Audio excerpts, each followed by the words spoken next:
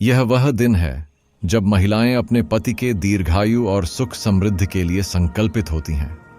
यह व्रत न केवल एक धार्मिक अनुष्ठान है, बल्कि यह पति पत्नी के बीच के अटूट प्रेम और निष्ठा का प्रतीक भी है। करवा चौथ यह सिखाता है कि प्रेम का सही अर्थ तब है जब उसमें समर्पण, त्याग और तपस्या हो। तो आइए सुनते हैं करवा चौथ व्रत कथा। एक साहूकार के 7 लड़के और एक लड़की थी। एक बार कार्तिक मास की कृष्ण पक्ष की चतुर्थी तिथि को सेठानी सहित उसकी 7 बहुएं और उसकी बेटी ने भी करवा चौथ का व्रत रखा। रात्रि के समय जब साहूकार के सभी लड़के भोजन करने बैठे तो उन्होंने अपनी बहन से भी भोजन कर लेने को कहा। इस पर बहन ने कहा, भाई, अभी चांद नहीं निकला है।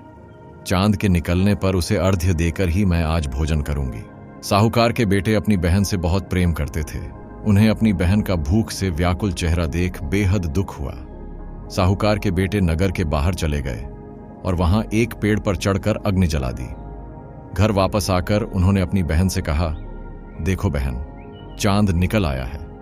अब तुम उन्हें अर्घ्य देकर भोजन ग्रहण करो। साहूकार की बेटी ने अपनी भाभियों से कहा, देखो, चांद निकल आया है, तुम लोग भी अर्घ्य देकर भोजन कर लो। ननद की बात सुनकर भाभियों ने कहा, बहन, अभी चांद नहीं निकला है। तुम्हारे भाई धोखे से अग्नि जलाकर उसके प्रकाश को चांद के रूप में तुम्हें दिखा रहे हैं। साहूकार की बेटी अपनी भाभियों की बात को अनसुनी करते हुए भाइयों द्वारा दिखाए गए चांद को अर्घ्य देकर भोजन कर लिया।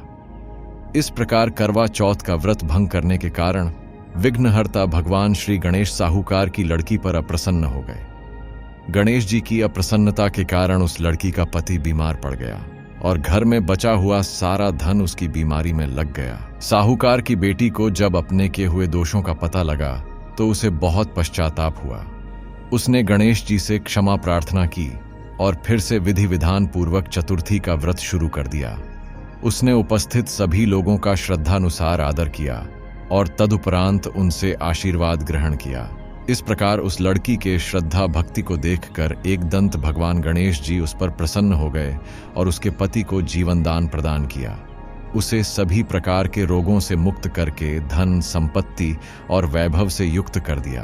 कहते हैं, इस प्रकार यदि कोई मनुष्य छल कपट, अहंकार, लोभ, लालच को त्याग कर श्रद्धा और भक्तिभाव पूर्वक चतुर्थी का व्रत को पूर्ण करता है तो वह जीवन में सभी प्रकार के दुखों और क्लेशों से मुक्त होता है और सुखमय जीवन व्यतीत करता है।